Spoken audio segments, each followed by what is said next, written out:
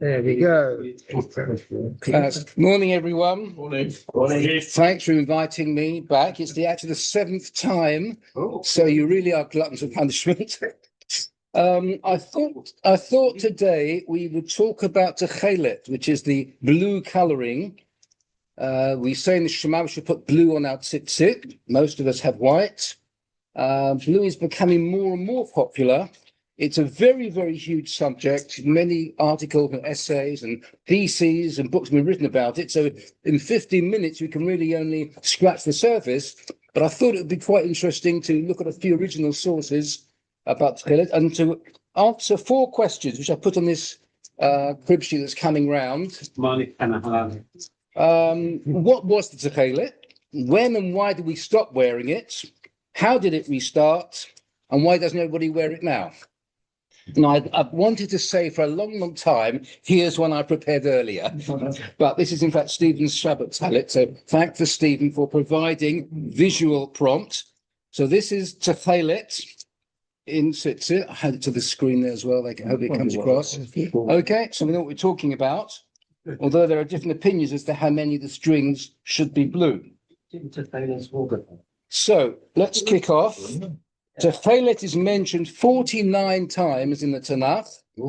I've just brought down along three quotes. So the first one is obviously the main one we all know from the Shema. It was put on the corner of your tzitzit, a thread of blue.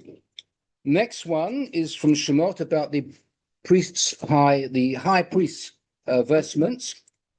The me'il, the main robe for the high priest, was made of Techelet. And the third one is from the book of Esther, which we all know. Yes, when Achashverosh made his banquet to impress all his visitors and show his wealth, he had hangings of white linen and Techelet, purple, on rods of silver and columns of alabaster and couches of gold and silver. The floor was marble and alabaster and mother of pearl and mosaics. So Techelet is up there with those expensive commodities in the world. So it was obviously very, very special. So I pulled together a few Gemara quotes from many. The Gemara quotes are quite confusing because they come in bits and pieces and some of them contradict each other, but we'll study a few of them. So from Menachot 42b, Amalei Abayla Rav Shmuel bar Rav Huna, Abayla said to Rav Shmuel Huna, Ha Techelto, this Techelet, Heichid Savitule, how do they color it? Amalei said to him, Maitina Dam Chilazon, they brought the blood from the Chilazon, see what that is soon, for samanim and herbs, for ramainam lahu biura, and boiled them in a pot, vishaklina puruta beveta, and put a bit of it in an eggshell, the talminam lahu budra, and tested it with a wad of wool to see if it was the right color. Shadina leilahu beata, then they got rid of the excess, kalena leila udra, and even the eggshell. So you couldn't keep the testing equipment, but that's how they tested if the dye from the chilazon got to the right color. Later on in that part, Tony Rabbono, so that explains the dye from the chilazon. What was the chilazon itself? So Tony Rabbanan, the rabbis taught, chilazon zeh, this chilazon, gufo dome la yam, its body was similar to the sea, vriato dome la dag, its form was like a fish, vole echad l'shivim shana, it came up once every 70 years, uvdamot sovim techelet, and its blood, or its liquid within it, was the color of Techelet. Therefore, its blood was very, very precious. So we have a description of Chilazon. As to why this was chosen for the tzitzit, we have the Gemara in Sota here. The Chelet is compared to the sea. The Yam domeh l'rakia, the sea is compared to the sky. Rakia domeh l'chisei kavod, and when we think of the sky, we think of God's glory. So the text is meant to remind us of our Creator. Now, the Gemara in Menachot is an interesting one. It discusses whether you can have the wool strings of Techelet on the linen garment, whether that's shatnez or not. And the rabbis say, some say it is, some it isn't. And there's confusion, but the rabbis forbade it. So the Gemara says, then lecture them, give them a talk, teach them in a lecture that if it's the Techelet wool, it's okay. If any other color, it's not. What's the problem? They'll learn. And the answer is Gezerah. They made the Gezerah decree that you can't put blue threads on the linen garment. Mishum Kala Ilan. Now, Kala Ilan is what we call indigo. If you want the botanical name, I wrote it down. It's Indigifera tinctoria. Not a lot of people know that. But the indigo plant. And indigo, as you can see in the picture there, is the color of Techelet. It's a very almost identical color to Techelet.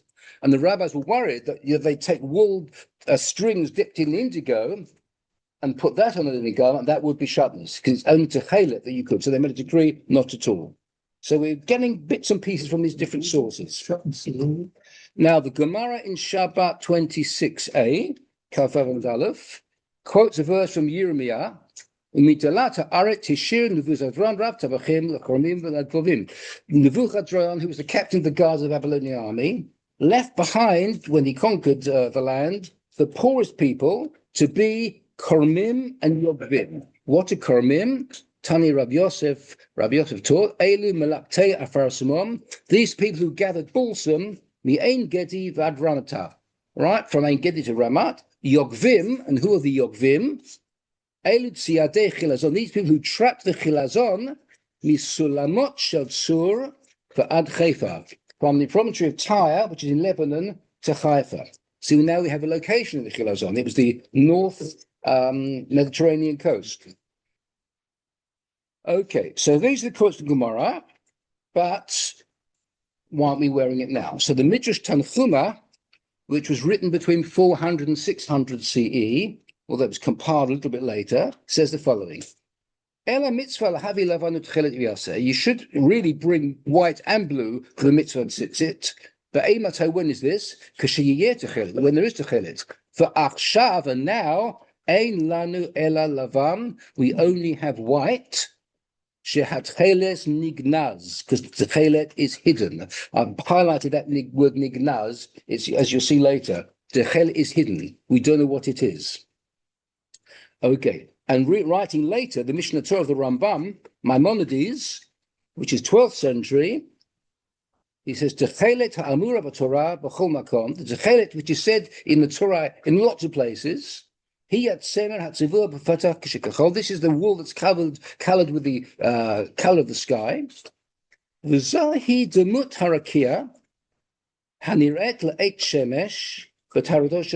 is the color of the sky opposite the sun when there's a clear sky. So it says definitely it's a blue color. And the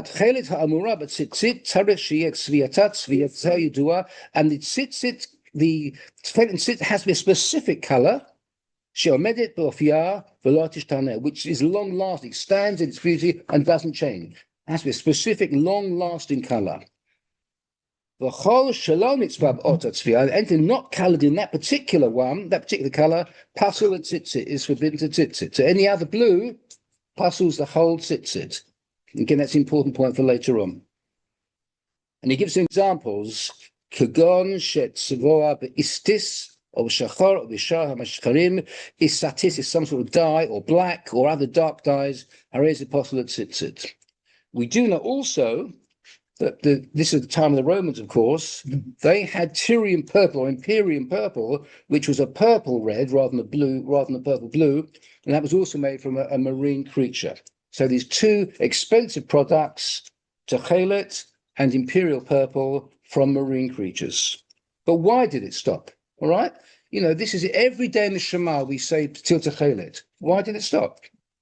Well, it stopped about 1,300 years ago. And then when I was a kid in Cheder, I was taught it might have become forgotten or it might have become extinct. Well, I never understood that. If you do something every day, you talk about techelet, how can it suddenly become forgotten or suddenly die out? But there's another suggestion. We do know it was banned for non-royalty by Nero and other Roman emperors. There's the Codex Justinian. This is a book of laws of the Roman emperors in 534.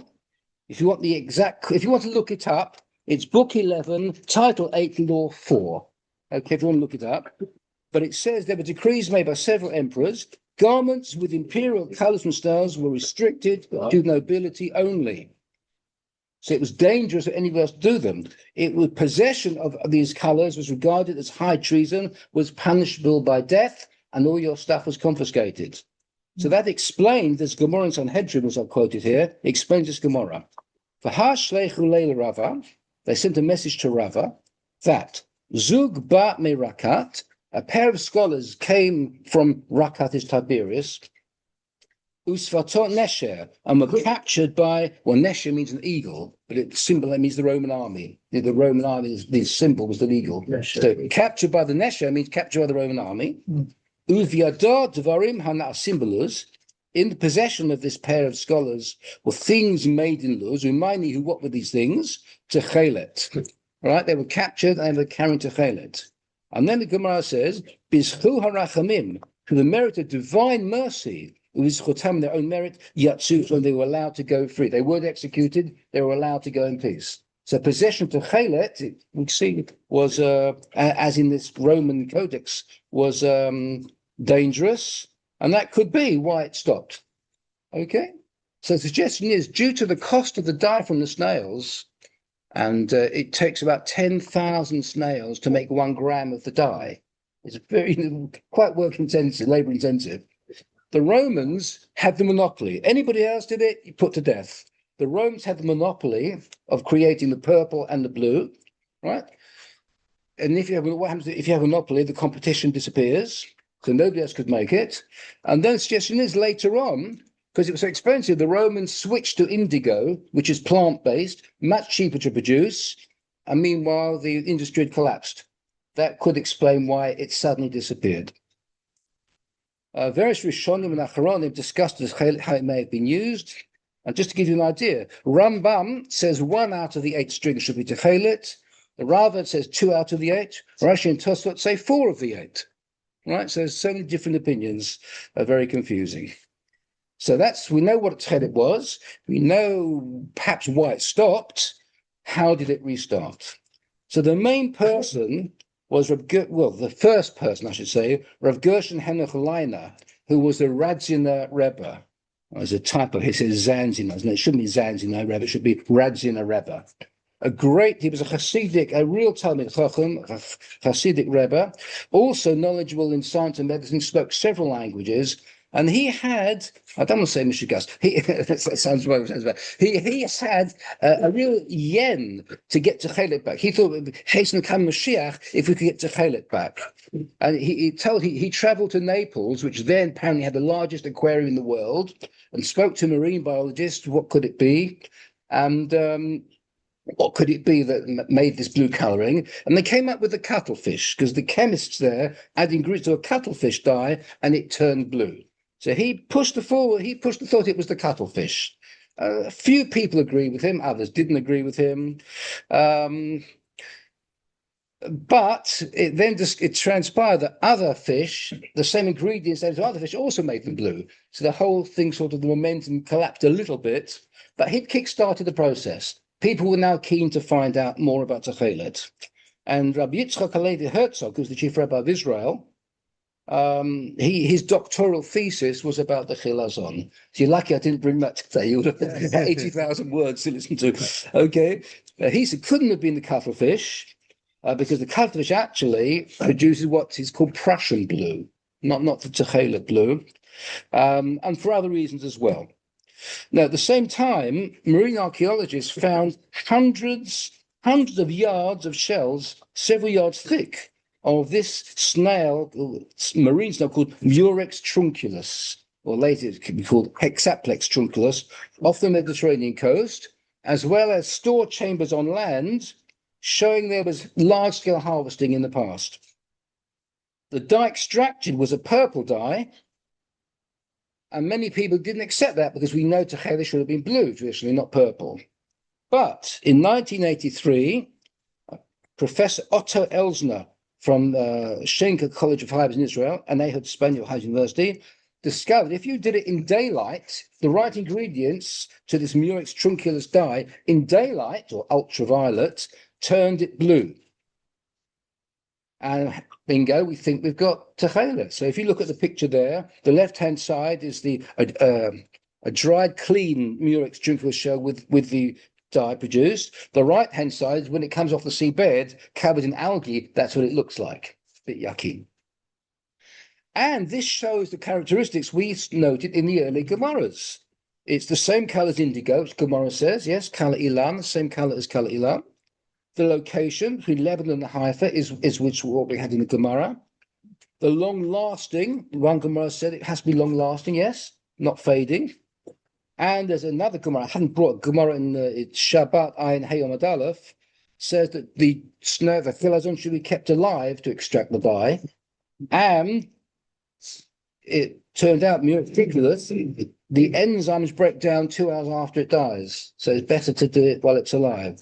So, you know, the English say, if it looks like a duck and walks like a duck and tastes like a duck, it probably is a duck. All right. So we think. We also have this concept, Simon Hamufhak, Hamufhak it should be, not Hamufdak.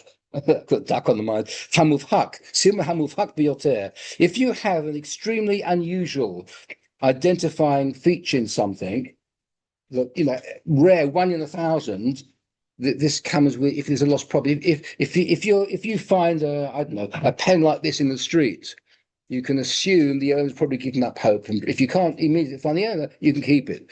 If this had on Alan Shaw my date of birth, that's enough that nature try and find the owner. So we've got thousands of other fish and mollusks were tested. None of them had all these characteristics or the same color as the Murex Drunculus did. So probably it is the right chilazon. So the last question. So in that case, why doesn't everyone wear it now? Right? If we've identified it. The poskim seem to be very ambivalent about it. Very few forbid it, but they're not encouraging it. And the arguments, again, written arguments include the following. That word nignaz we mentioned earlier, yes, from Midrash Tanchuma, is hidden. They say it should remain hidden till the come Mashiach. The Kabbalists in particular, we're not worthy. It should remain hidden till the come Mashiach.